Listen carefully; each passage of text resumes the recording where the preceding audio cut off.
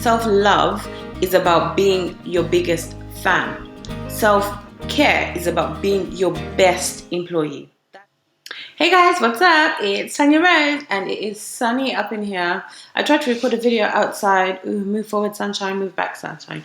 Maybe you might be listening to this. Anyway, it's really sunny on the video and I tried to record this outside, but my neighbors are both having barbecues or parties or doing something outside, so it's really quite loud. So I thought I'll pop inside just to record this. Now this is a video today. I just wanted to talk about self-love versus self-care. So I've put together a list of 7 ways that we can really practice self-love, as well as a definition of self-love, my definition of self-love. No, but everything that I say is a mixture of Google, books, and conversations with people. So how I define self-love for myself is taking care of your own needs and not sacrificing your well-being to please others. Taking care of your own needs and not sacrificing your well-being to please others. What that means, if you're taking care of your own needs and not sacrificing your well-being to please others, that means it's unique to each person and it's about not settling for less than you deserve or what you feel you deserve. What I want you to understand, or what I want to emphasize here, is that self-love is unique to every single person and it's a necessity. Now, it can be confused with selfishness or narcissism, but it has absolutely nothing to do with that. And it's not egotistical in any way. Essentially, self-love is you being your biggest fan. Not your best employee, but your biggest fan. Because your best employee will make sure that you have everything you need as and when you need it. But your biggest fan will make sure you feel loved. Do you see what I mean? Do you get the difference? That's probably the easiest way to discern the difference between self-love and self-care. It's also in the words. If you can define love and you can define care, there you go. Self-love versus self-care. But this is how I had to break it down for myself in order to understand. Self-love is about being your biggest fan. Self-care is about being your best employee. That's how I would differentiate the two. So today I just wanted to give you 7 quick examples of self-love. So the first example of self-love that I want to go through here is speaking kind words to yourself. So taking time to be kind to yourself, because throughout the day we go through negative words, negative emotions, and just negative things are spoken to us, against us, indirectly or directly. And this really goes into our minds and does not help. So at the end of the day, in the morning, throughout the day, really speaking kind words to yourself does help. That's a form of self-love. The second one is gratitude. Now, if you know much about the law of attraction, pardon me, you will know that gratitude is a big practice. It helps. It gets you into that positive vibe, into that positive frame of mind, which then means you attract good things to you or positive things to you. Gratitude has a big effect. Gratitude helps get you into that positive vibe. Now, when you practice gratitude in terms of self-love, it's really gratitude towards yourself. So I'm grateful for my eyes. I'm grateful for my skin. I'm grateful for my eyebrows. I'm grateful for basically anything about you that you're grateful for. Maybe I'm grateful for my personality. I'm grateful that I can get people excitable. I'm grateful for whatever it is, whatever it is you're grateful for about yourself definitely helps. For me, I'm grateful for my goofiness because it makes me smile. And when I smile, I'm happy. I'm grateful for my eyes. I really love my eyes. I'm still learning this self-love thing, or learning to implement this self-love thing. Like I said to you, part of these documentations that I'm doing, these videos and audios, are for you to go through this journey of growth with me and for me to be able to look back and see where I've come from and where I'm going. The third one would be choosing positivity. Negativity really drains your energy. It really drains your energy. An example right now with this coronavirus thing going on. If you're hearing more about the number of people that are dying, that are not making it, it drains you. You lose hope. You get nervous. You get fearful. You get anxiety. But if you're hearing more about the people that are making it, the good news stories, you get more hope. You get more hopeful. You feel more positive. And positivity, you guys, it gives you like a natural bounce, a natural boost. natural. And there's no such thing as being too positive. One of my friends said it to me that was just like, I'm sorry, I love you, but you're too positive. I was like, okay. And I just carried on. There's no such thing as being too positive. Because when you're positive, you are your best self. Like, literally, duh. Why would you not want to be positive? Why would you not want to be your best self? And everything, this sunshine keeps coming on my face. Oh, well, you can enjoy that. When you're positive, things will work out. Like, for example, things always work out. That's positive. That's a positive frame of mind. And it helps give you that bounce, walk in faith, walk for purpose. And when you're walking in faith and belief that things will always work out, they work out. Speaking from personal experience, they work out. It's the law of attraction, the secret, whatever you want to call it, positivity. Like attracts like. The more positive you are, the more positivity you are radiating to yourself. Seriously, guys, seriously, that's all I'm going to say. Seriously. Seriously, seriously, seriously. Choose positivity. Number 4 is be intentional. This one is also another new one for me. So when I say be intentional, I mean notice your thought process and notice what's going on in your mind, notice what's going on in your heart, and see where there's room for improvement or what's going well, and be intentional about how you go about your day, how you go about your thoughts, your actions, because you are in control. You are in control. Use that control and be intentional every single day. The 5th one is be mindful to yourself. Not just mindful to yourself. It's self-love. Be mindful to what makes you tick. Be mindful to what keeps you positive. Be mindful to what brings you joy. Be mindful to what makes you happy. Things like me. So I put a post up on Instagram recently about some of the things that make me happy. Things like community, dancing, music, what else? I can't even think right now. But just dancing is one of the biggest joy givers for me. So be mindful to yourself, to what makes you happy, what brings you joy, and make sure you incorporate that every single day, because you're loving yourself, you're understanding yourself, and you're working with yourself. That's a really, really big and important one. Number 6 is probably one of the easiest ones. Just be you. Literally, just be you. Marilyn Monroe says, be your own kind of beautiful. Be your own you. Just be you. Okay, fine. Computer says beautiful is pink. My version of beautiful says porridge. Porridge is not even a color. Just be porridge.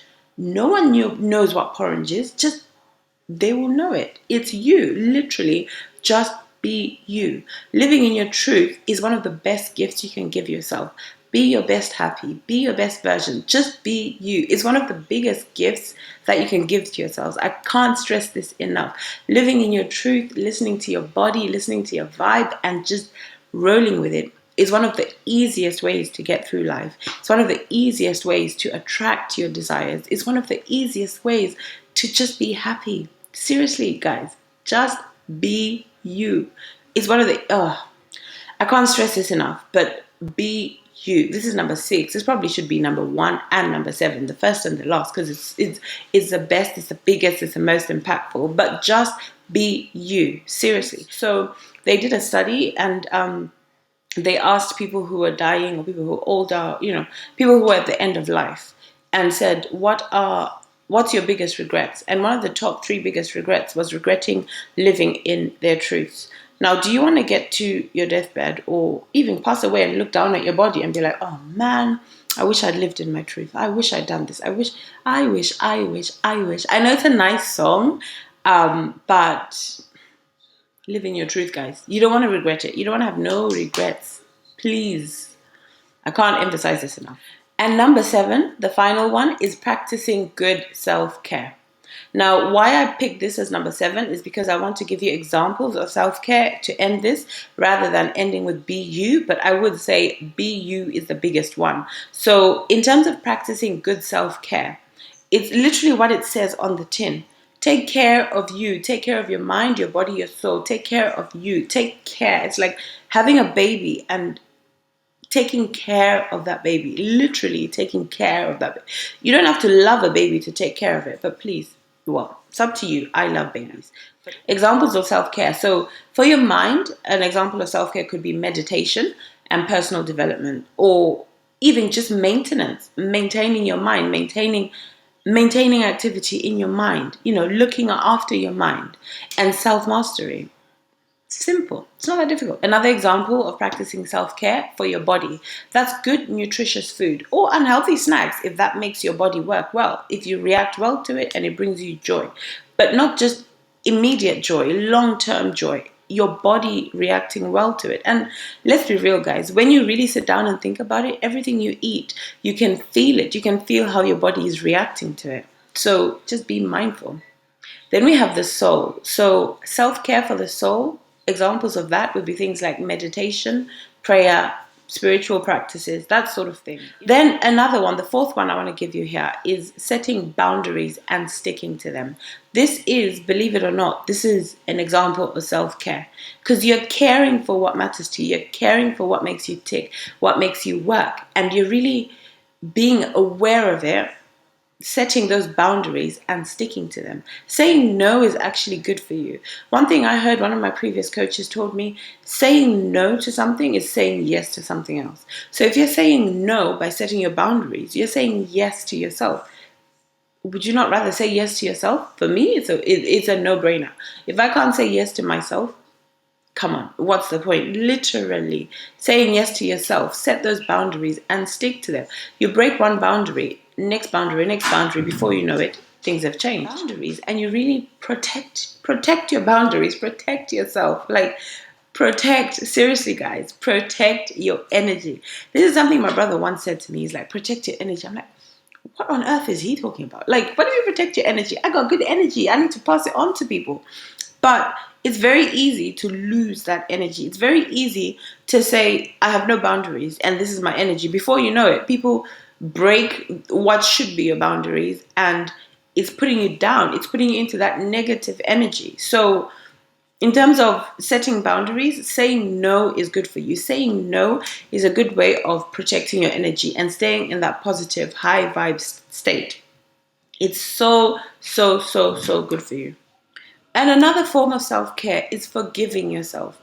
Accept your humanness, quote unquote, imperfections, and just roll with it. Literally, failure is subjective. You define failure. You define perfect. Why should you go by society standards? Or why should you go by what makes you what how can I say this? What is it that gives you what are you using to define perfect versus imperfect, failure versus non-failure versus success, opposite failure, success, duh. What are you using to define those? Is it society standards? Is it you? Is it understanding your body, your mind, your soul, what works for you and rolling with that? It's so important, guys. It's so important. And then this one, I just had to say it again. Number 6, protect yourself and protect your energy.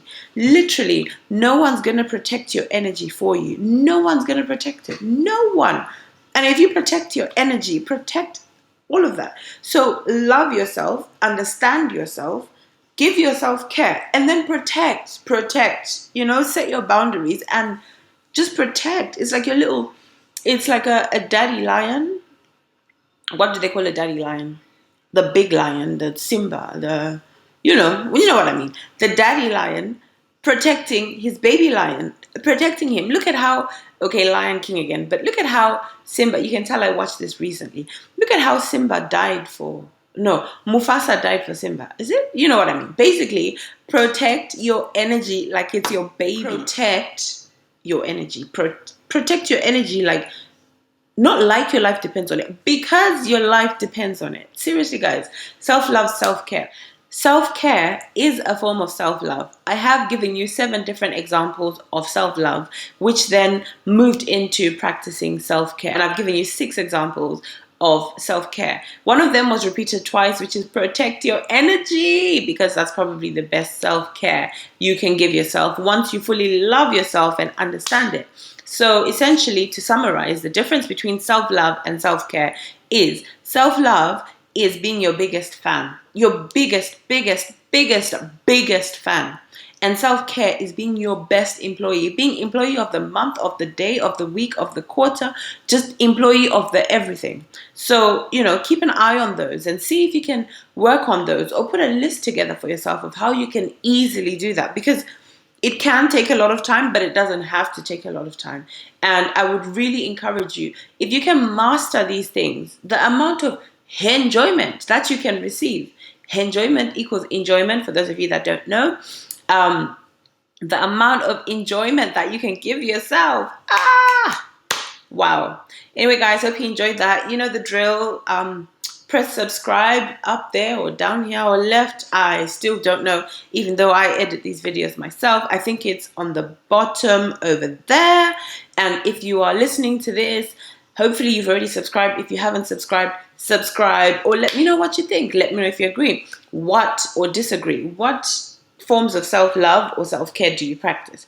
I'm always growing, forever growing and learning to be the best version of myself. Version. So if you have any tips, share them with me. Send this to your friends, lovers, everybody else. And number one thing, love yourself. Love yourself. Love yourself. Mwah. Love you guys. Thanks for listening and watching. Ciao.